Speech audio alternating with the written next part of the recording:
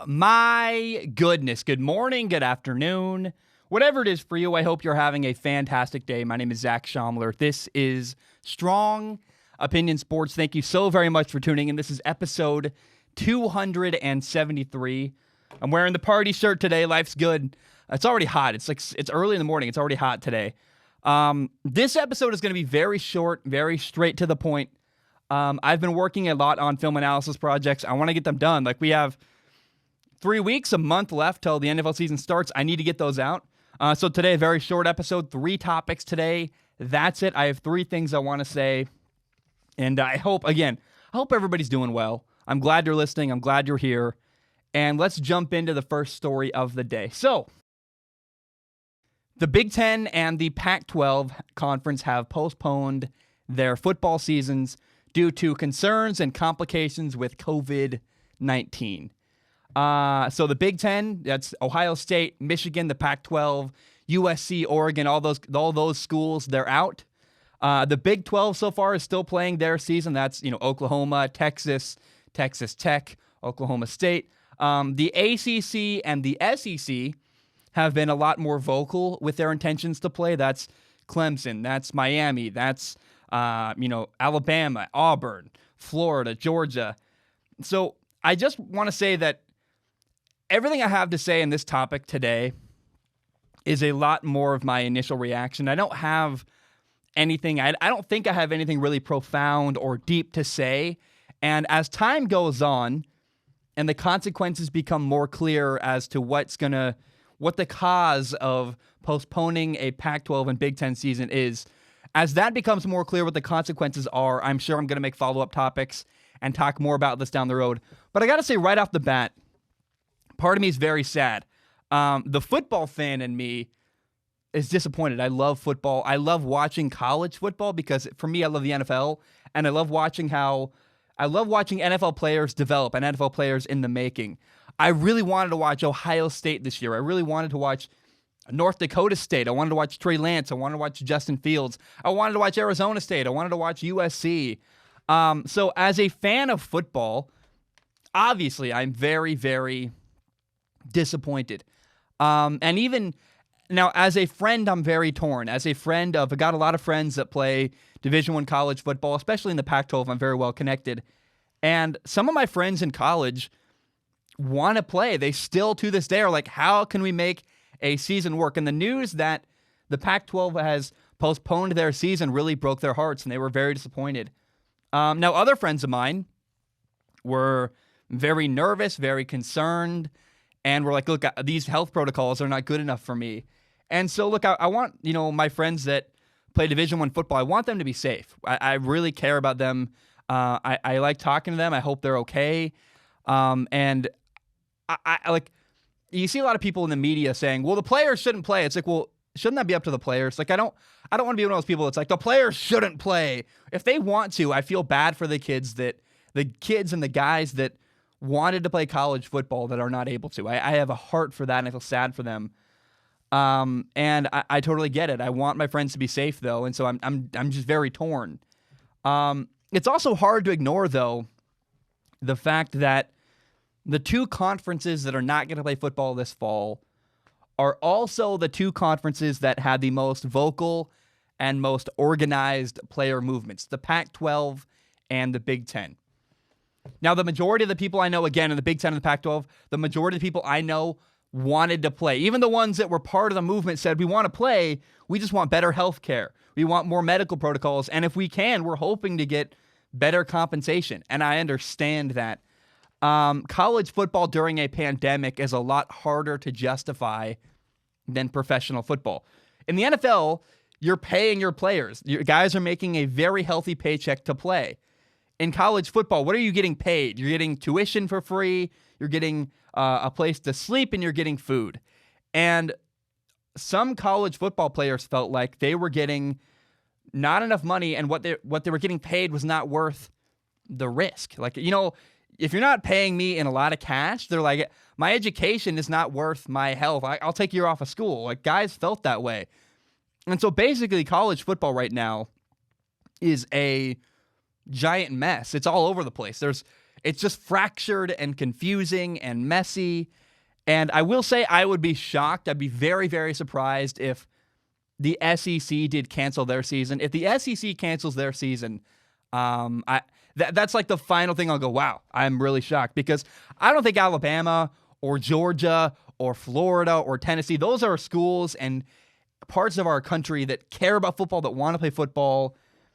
And I think the South not only cares about sports more, they care about football more. The South cares about football more than the rest of the country, but also the SEC now has a chance to really dominate the ratings of college football. If there's no Ohio State, there's no Michigan, there's no Oregon, there's no late-night Pac-12 games. And no offense to the ACC and the Big 12, but the SEC is going to be the main attraction in college football this year, like it or not. Now, what I'm really curious to see, and that's not to take away from Oklahoma, is going to be fun to watch, and Clemson is going to be fun to watch. And I think Miami, I think Louisville, there's a lot of schools and other conferences that are fun to watch, but I think that the majority of people across the country are going to be drawn to the SEC. Now, I think a nerdy sports fan like me, and people like you, if you're a nerdy sports fan listening, might go, yeah, I know about De'Aaron King of Miami. I know about why Louisville's interesting to watch, but the majority of people only know, hey, the SEC has the best players and my team isn't playing. I'll watch the SEC. Now, I'm really, really, really, really curious to see, what does the Ohio State quarterback, Justin Fields, do? What decision will he make? Because many people believe that Justin Fields is a top 10 pick in the NFL already. And so I wonder, man, is Justin Fields going to leave Ohio State to start training for the NFL? At what point, how many players, Justin Fields or not, he's kind of a litmus test, because he's a guy that's already viewed as a top pick. If there's no season this fall, how many guys are going to leave college football early and say, you know what? I'm going to get drafted next year, next fall, or next spring, excuse me. I'm going to the NFL. I'm going to start training now. How many guys are going to skip the season? Like, if there's a spring season, how many guys are going to say, I'm not playing, instead I'm training for the NFL? It's going to be less than we think, because a lot of guys still have a lot to prove in the NFL. The majority of college athletes still have to prove to the NFL why they should be there. But there are definitely a handful of guys that are talented enough, that are already viewed as first-round picks, that are like, you know what? I don't need to play. I'm going to prepare for the combine and prepare for the draft instead. Now, a spring season, number one, will create a very, very short offseason. If we have college football in the spring in 2021, and then again in the fall in 2021, ooh, man, that's messy, because athletes are going to really have a hard time physically. Their bodies are going to break down. That's not my opinion. That's what I'm being told by my friends that play in the Pac-12. They're like, look, our concern is if we play in the spring, then we're afraid that we won't be recovered by the time August comes around and it's time for another training camp. To have 2 months off, some guys get very badly hurt in the season. They're concerned about their bodies a little bit as well. And then also, you know, are some guys going to be playing while the NFL draft happens? The NFL draft is in April. The NFL Combine is in February. If you start a college football season in January and you're playing January, February, maybe March, maybe April, I doubt you're still playing at the end of April. But my point is that, are we going to see guys in the middle of their college football season get drafted? Are they like, hey, coach, I'm leaving the team because I'm going to the Combine? That's a weird, messy situation. I have no idea why that's going to happen. The question is, will the NFL adjust to college? Is the college football season not going to happen in the spring? I don't know. And then another question is really, what's actually going to change if you play in the spring? I mean, think about this. Think about it this way. You have September, October, November, December, January. That's 5 months. In the span of 5 months, what's really going to happen with college, with the world? How much is really going to change? I'm not sure that a lot is going to change.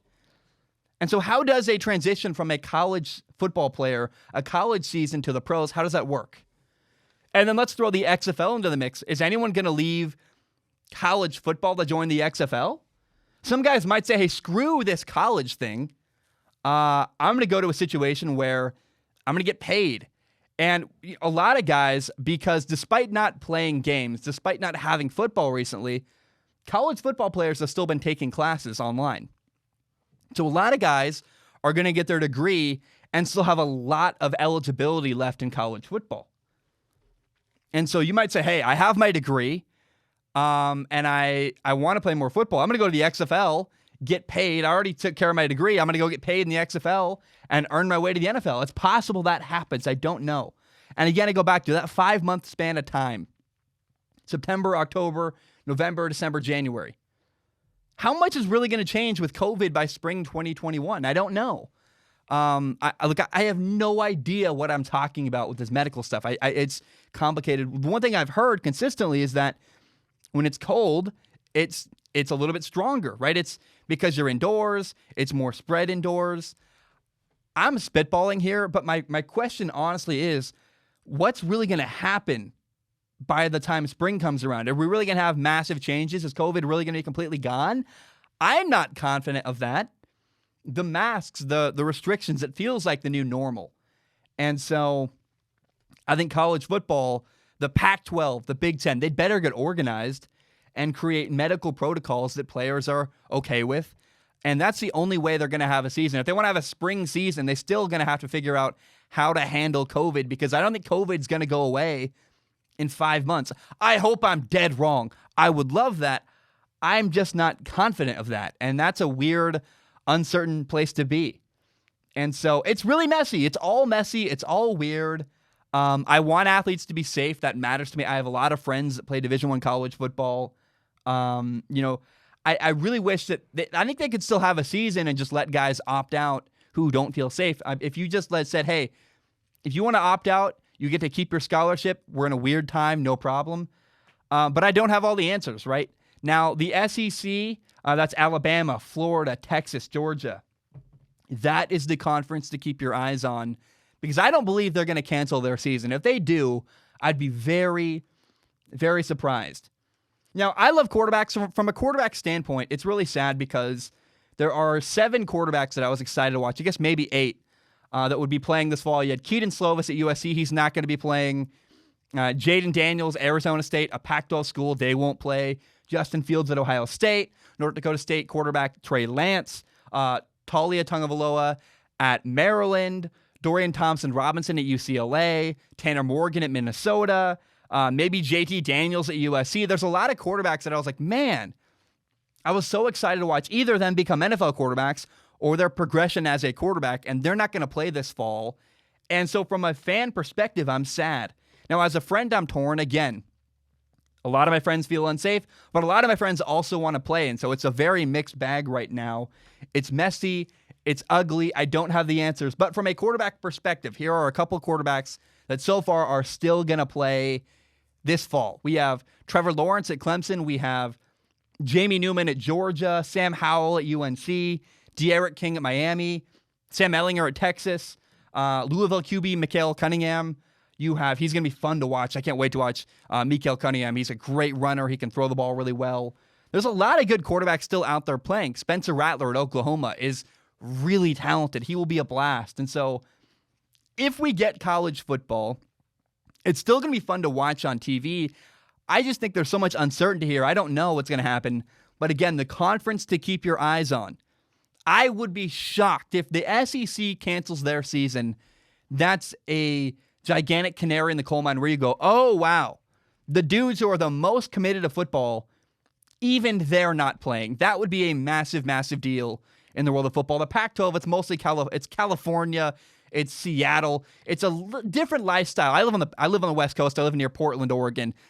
Things are a little bit different here than they are in Georgia. And people are a little bit more timid. There's a lot more fear. Whether that's justified or not, I don't know. But I do know that the way one part of the country is reacting to COVID to another is very different. And so I'm not shocked that the Pac-12 canceled their season. And I would be shocked if the South, if the SEC, Georgia, Florida, Alabama, if they cancel their season, Mississippi, I'd be very, very, very surprised.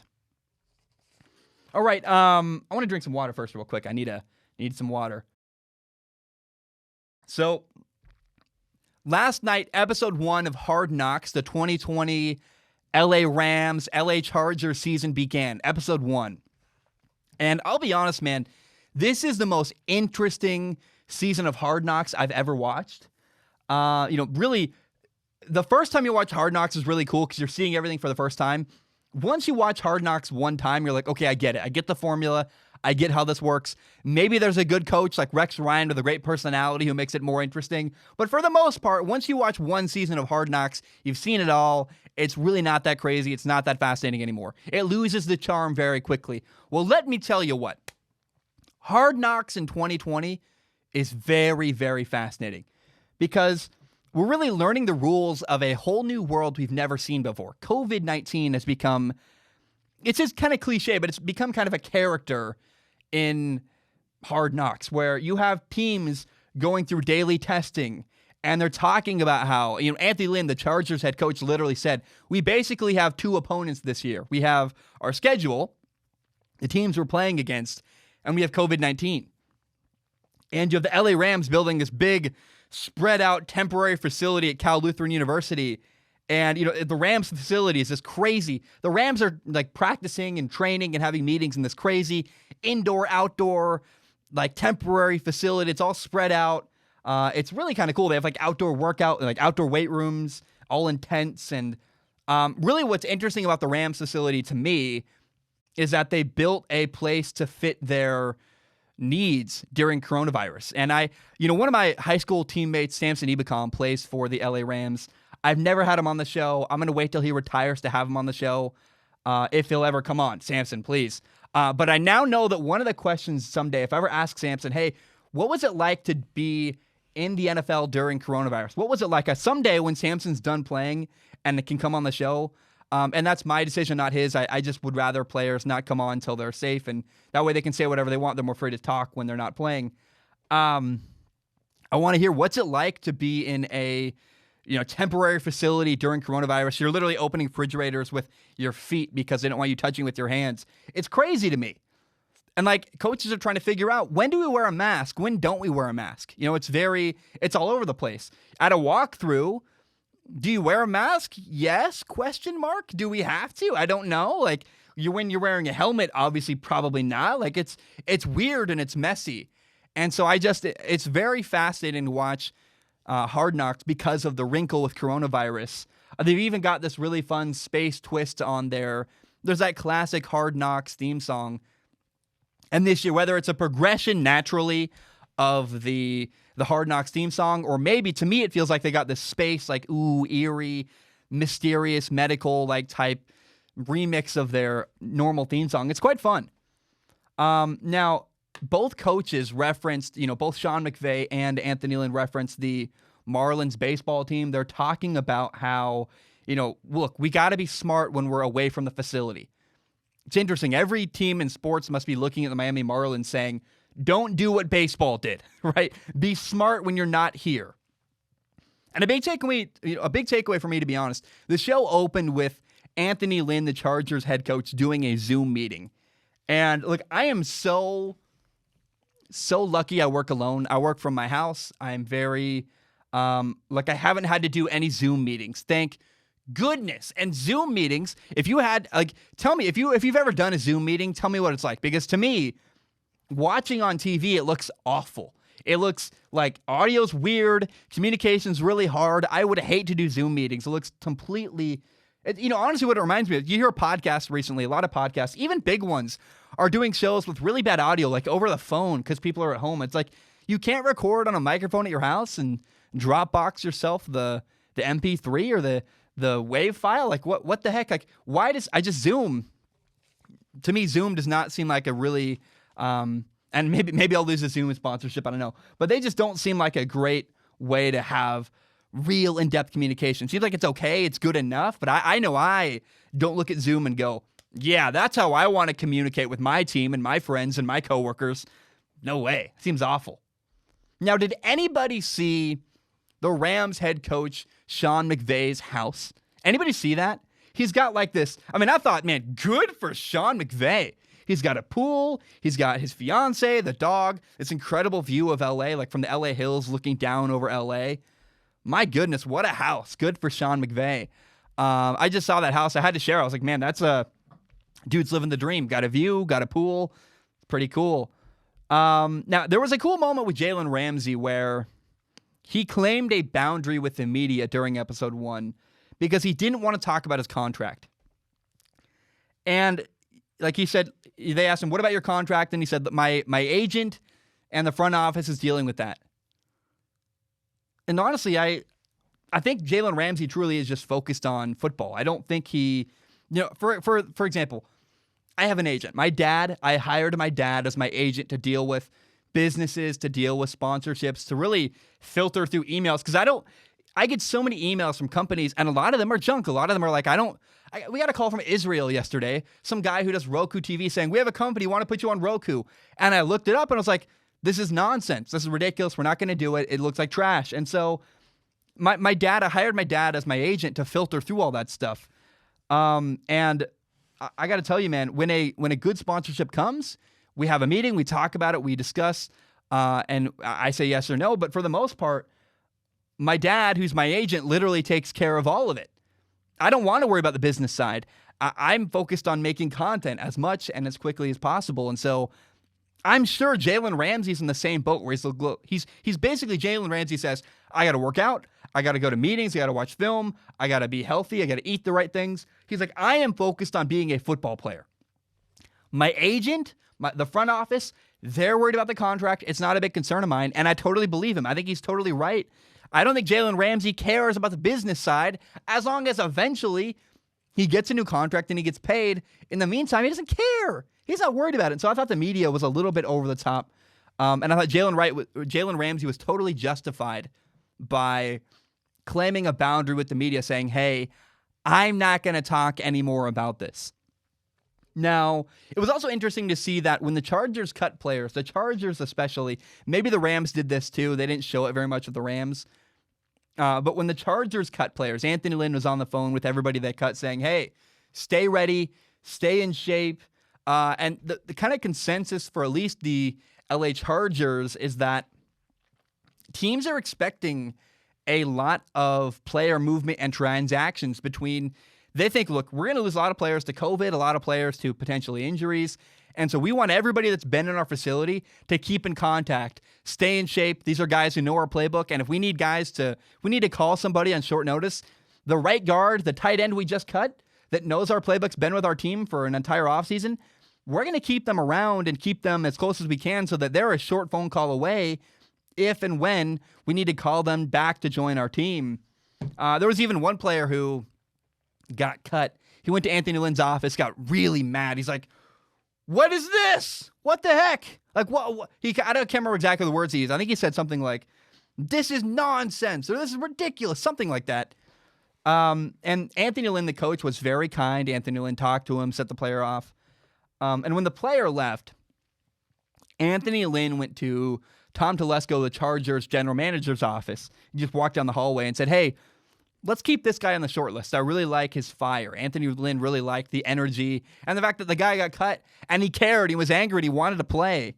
And actually, I thought that was a great moment where Anthony Lynn had some self-awareness. He said, okay, look, here's what I can do. If I walk to the general manager's office, the cameras are running. If I tell Tom Telesco, hey, let's keep the player on the short list, what he's doing is actually using the camera to encourage the player who, no doubt, I'm sure that player is he's a tight end. I'm sure that guy's watching at home. And if he's not watching, somebody who knows him is watching and says, hey, did you see what your coach said about you? He said, hey, we like the guy's fire. We hope he keeps working. Keep him on the short list to keep him around. So the player sitting at home watches Hard Knocks and goes, yeah, I got to keep training. I got to stay in shape. I got to be ready.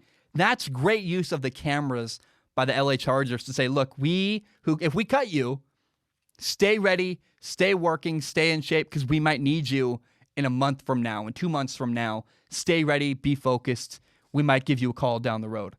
I just got to tell you, man, this is the most interested I have ever been watching Hard Knocks. Maybe even more interested than the first time I watched Hard Knocks. The first time I watched Hard Knocks was, what's the coach's name? He's the coach, Herm Edwards. Herm Edwards with the Kansas City Chiefs. Oh my gosh. I love Herm Edwards. But this is because the first time I watched Hard Knocks, again, it's new information you've never seen before. That's exactly what this version of Hard Knocks is. In 2020, we're seeing a completely new world for the first time. And look, I'll be totally honest. Hard Knocks last night gave me hope. Hard Knocks made me feel like, you know what? Seems like it's working. They're testing. There's a lot of protocols in place. Maybe we actually are going to get a season. I was very skeptical. When I saw Hard Knocks was going to LA, I was like, why? All you're going to do is make it hard. You know, how is having HBO cameramen in the building going to make it easier to keep things contained? And actually, I think Hard Knocks is a great message to the world to say, look, we're the NFL. Here's what we have in place. And if you're concerned about the NFL season, here's why you shouldn't be. Hard Knocks really is giving people hope, saying, look, it's going to work. To me, I watched last night and went, okay, you know what? It looks like they got their stuff figured out. So I think Hard Knocks, I was skeptical of it being a good idea to continue filming and doing it anyway. I think I was wrong about that. Hard Knocks looks like a brilliant marketing campaign for the NFL. All right, one more thing to talk about today. Very, very short episode. I got to stop doing that. I do this thing where I go, and then I talk. So, that's another one. Last night, the Portland Trailblazers beat the Dallas Mavericks. And, man, it was a wild, fun game. The Blazers won 134 to 131. Came down to the wire, came down to the final possession. It was really basically a playoff game. Last night, Blazers Mavs. Oh my gosh, so much fun. Luka Doncic versus Damian Lillard. The whole bubble restart has basically been a long playoff series for the Portland Trailblazers. The Blazers have been fighting hard to get back into good standing in the NBA. Now, by winning last night, the Blazers are now the number 8 seed in the Western Conference. Bang! They have now gotten them an opportunity to get to the playoffs. They can clinch the 8th seed with a win on Thursday over the Nets. Then they're going to have one play-in game, and after that, round 1 against the LA Lakers. Lakers-Blazers round 1 of the playoffs. It's a big deal. And look, the Mavericks were trying to beat Portland last night. This is not a game where the Mavs were resting their starters. No, for Dallas, Kristaps Porzingis had 36 points, 7 3-pointers.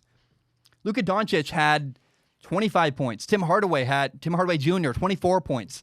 But for Portland, man, Damian Lillard was on a tear. He had 3-pointer after 3-pointer. There was a moment where he had like 3 in a row on 3 possessions in a row.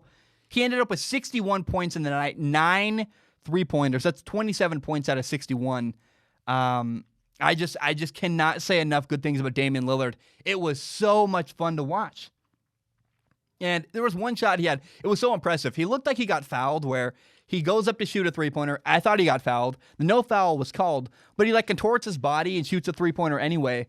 And I'm like, I just don't know how he made that. I still to this day, last night, that's the most impressive shot I saw from the Blazer game. Carmelo Anthony also had 26 points. Carmelo Anthony, his move, what he did last night, kind of his go-to move is to back a player down towards the post and then turn around, hit a mid-range J.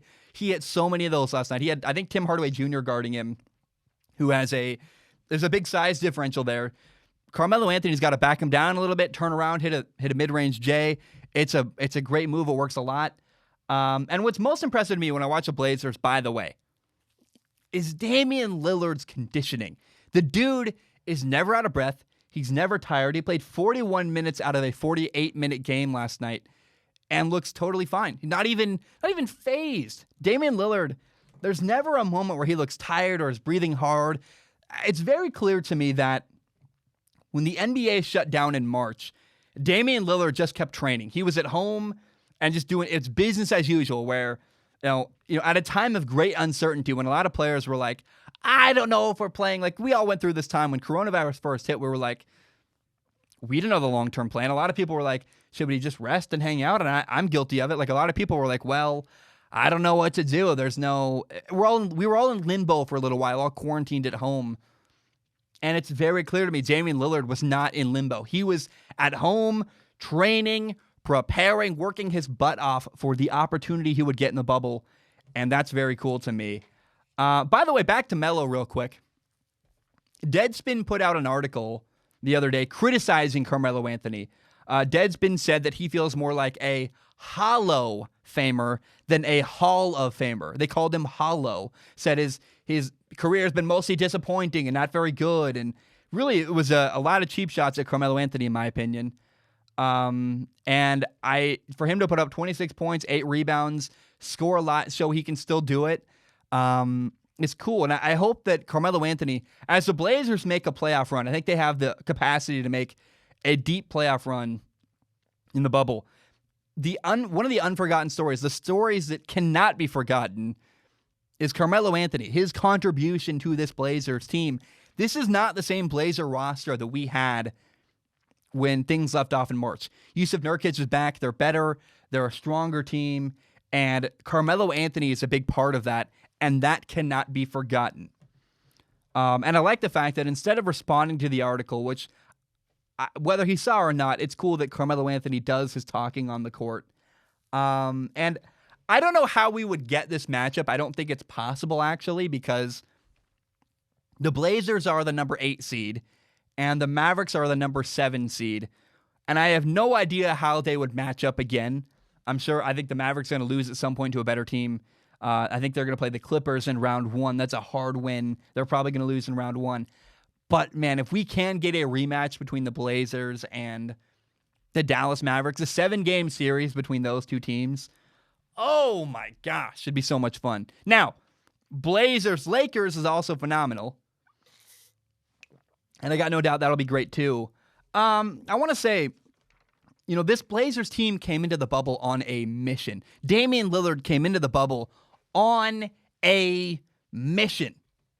And really, he realized, hey, in the bubble, we control our own destiny. All we need to do is win. If we win and win and win and win and win and keep winning and lose a game or two on the way, but if we control our own destiny and win a bunch of games, score a lot of points, then we're going to do well in the bubble. And Damian Lillard took that to heart. And I am telling you, I would not want to play the Portland Trailblazers anytime soon. It feels to me like round 1 of the playoffs, the Lakers are walking into a trap. If I was a Laker fan and my team had to play Damian Lillard and the Portland Trailblazers right now, I'm like, ugh.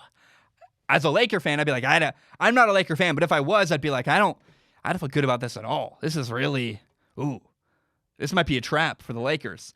Now, what's the story for Dallas? Dallas, they lost to Portland by 3 points last night. And unfortunately, it's again another close game where Dallas couldn't finish at the end. I don't like this narrative, but it is kind of becoming one where they lost to Houston in overtime by 4 points. They lost to the Suns by 2 points. They've now lost to the Blazers by 2 points. Now, if you want to, you could also argue with me, and I think it's a sound argument to argue with me and say, well, the Mavericks did win in overtime against the Bucks and the Sacramento Kings. I get it. Fair enough. But I still think it remains that Dallas has very clearly had a problem this year with finishing games at the end. Can they close out a game? And I don't know what's going on. Is it youth? Is it the personality of Kristaps Porzingis, Luka Doncic? I don't know. Luka Doncic. I can't say his name for some reason. I'm so sorry. I don't know what's going on with the Mavs. Is it Kristaps? Is it Luka? Is it just they're a young team that needs to play together more? I don't know. I know Luka's only 21 years old, so he's got a lot of time to grow and get better. And I love watching. The Mavs are fun to watch. They're young. They're talented. But I want to see the Mavericks grow into a team that can finish and win games at the end. Can they beat a Damian Lillard? Can they beat a Houston Rockets? Can they close out against a guy like Devin Booker at the end of a game? So far, we haven't seen that a lot from the Mavericks, and I want to see that more because they're a young, talented team that's growing, and I want to see them continue to grow in that direction. Guys, my name is Zach Schaumler. Thank you so very much for tuning in. That's all I have today. We talked about 3 topics. Look, we talked about college football, the cancellations. We talked about Hard Knocks. We talked about the Blazers and the Mavericks. That's all I have. I'm very grateful for you tuning in. Film analysis stuff is on the way. I love you guys. Thank you so very much. Have a great day. Bam, we are done.